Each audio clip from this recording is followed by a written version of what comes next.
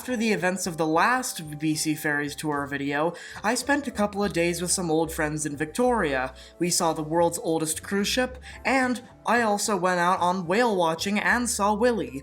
Then we headed up to Nanaimo for 2 more days to spend time with friends. Then we finally decided to head back on this fine ship.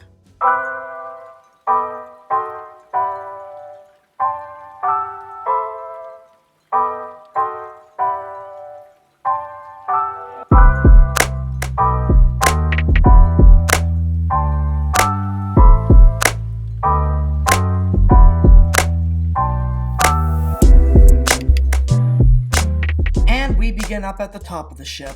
Now, this top of the ship area here is a pretty windy place, like I could barely even keep my footing, and so I'm so glad that I didn't record while I'm up on the deck. You can even see my shadow grabbing my hoodie. Anyways, as we move back, you can see the rigid hull inflatable boat, as well as some lifeboat lockers to the side, and the crane that lifts it down, as well as some ladders to head up to the top.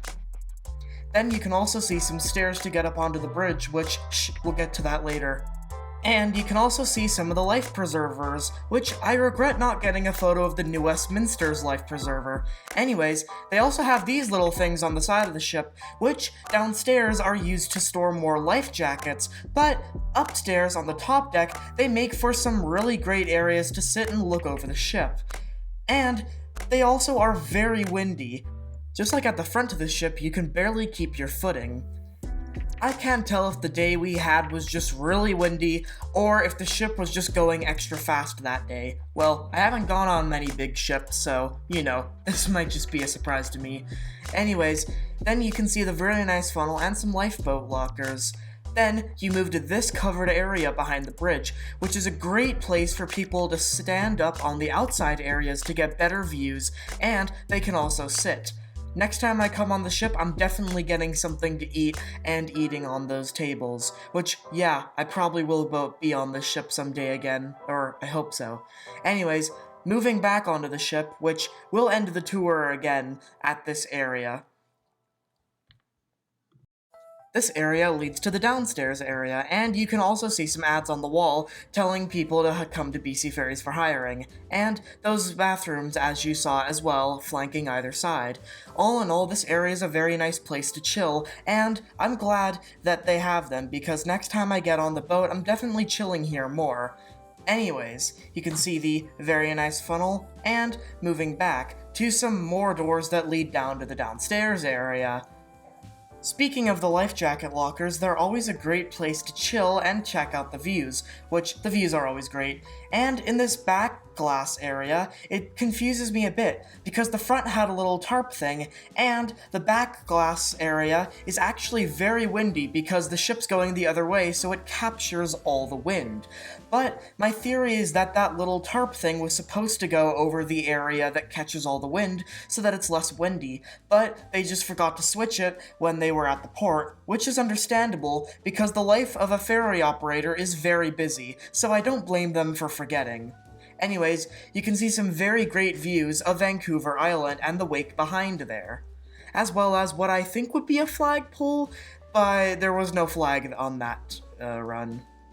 Moving back to an area that looks a bit different from the front, you can see the rigid hull inflatable boat, and I'm going really fast in this shot because, as you can imagine from the wind, my hands are completely freezing and I want to get inside as fast as possible. But you can get a quick glimpse of the other side of the deck, and then I'm heading in. Here you can see as well no bathrooms. By the way, I might as well just mention that what side of the ship is front and which is back, because it's a double-ended ship? Well, basically, there are a couple of different design features, like there are a bit more windows on the front, which when you look at the ship you can see it, and I saw on a diagram that the front of the ship on this voyage had what was labeled the starboard propeller, so I thought that we were going backwards on this whole trip, and well, we kinda were, even though the crew later told me that there is no back or front, it changes. Walking down the hall here, you can get a great view, which I'm sad I didn't sit and enjoy the view longer because this area is very nice. Next time I get on the ship, if I ever need a place to chill, I'm either sitting back here or on the top area. Going back, you can see the kids zone, which has a couple of seats for the parents and a couple of places for the children to play, and this outside area, which is pretty nice. It's a very great place to chill and enjoy the fresh air, and it's relatively close to the kids zone, which I mentioned earlier. Moving back, you can also see the Passages gift shop, which had a very disappointing selection. The reason they don't sell BC Fairies merchandise is mainly because they don't want people confused with crew members, which is understandable, but still. They also didn't have a lot of models, which I am a big fan of models, so I hope they install more stuff in the Passages gift shop. Moving back here, you can see ads for, well, the Avengers series, which is kind of dead, and seating areas, which, down in this hallway, seating areas kind of flank each side of the windows, and you can see the Coastal Cafe Express. The difference between the Coastal Cafe Express and the normal Coastal Cafe is that the Coastal Cafe Express mainly just serves coffee and drinks and has very uncomfortable seating. Here you can see the Chief Steward's office and a plaque of the Queen of Oak Bay's building.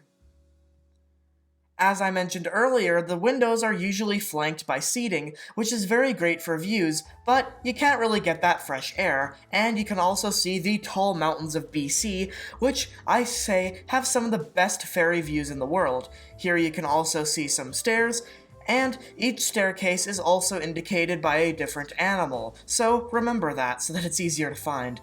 Here you can see the normal Coastal Cafe, which is a lot bigger than the Spirit of New Westminster's, but that's kind of understandable, that one's 60 years old. But yeah, this one's a lot bigger and had a very great selection of foods, but we'll get to that later. Anyways, moving on to the other side of the ship, you can see yet more seating, but a different color surprisingly than the other side.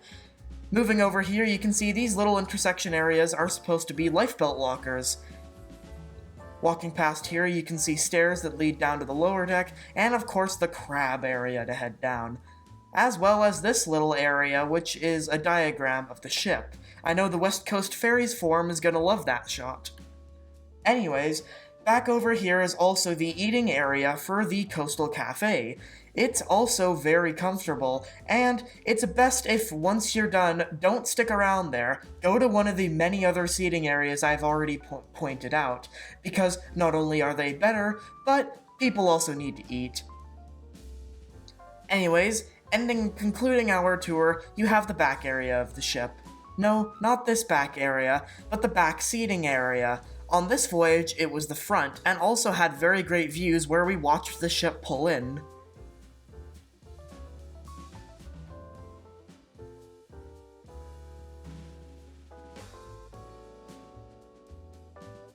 But that's not all, because I also realized the starboard side of the interior has a lot, like this little area where you can plug in your devices and do work, which is very popular. You also have a recycling area and vending machines. By the way, I'm not showing the other side because it's just seating and windows again. By the way, I might as well mention the cons of doing tour videos like this of ships is that people look at you a lot because they're wondering what you're doing. But it's usually worth it because you can think about how this footage will one day become historic once the ship is gone. And with some Chinese propaganda on the wall, that ends our tour of the Queen of Oak Bay.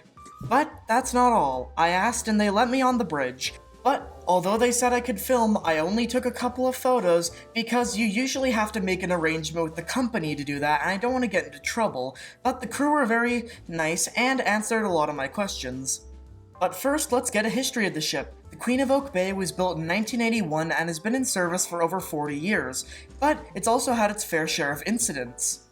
On June 30th, 2005, the Queen of Oak Bay lost all power 4 minutes before it docked at Horseshoe Bay Terminal. The vessel only had power to certain systems, including the rudder and the PA systems. The horn was blown and the passengers were told to brace as the ship slowly rammed into a marina and destroyed nearly 28 other ships. It was found that a missing coulter pin was to blame. I don't know what it does, I'm just here to report it. Plus, that's what I found online, so yeah. So let's rank the ship. I didn't get any photos of the food I ate, but since it was early, I had a waffle with some syrup.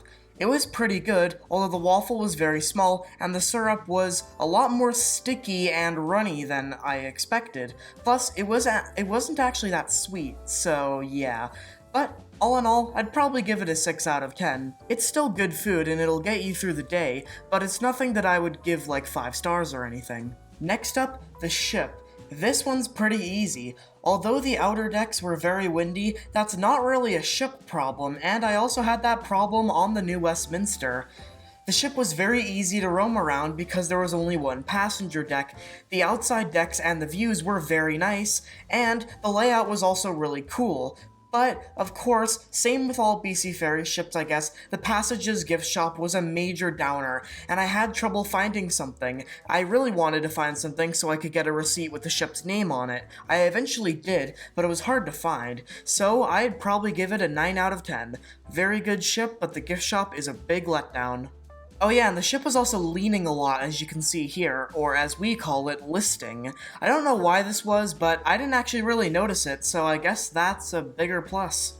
And finally, the experience. I had a really great time on this ship. I got to go on the bridge, of course, I got to explore the whole thing, I got great views, and I also got to talk to a lot of crew members, so it's an absolute 10 out of 10. But, real quickly, I know this is about the Queen of Oak Bay, but I forgot to do it for the New Westminster, so let's rate that ship.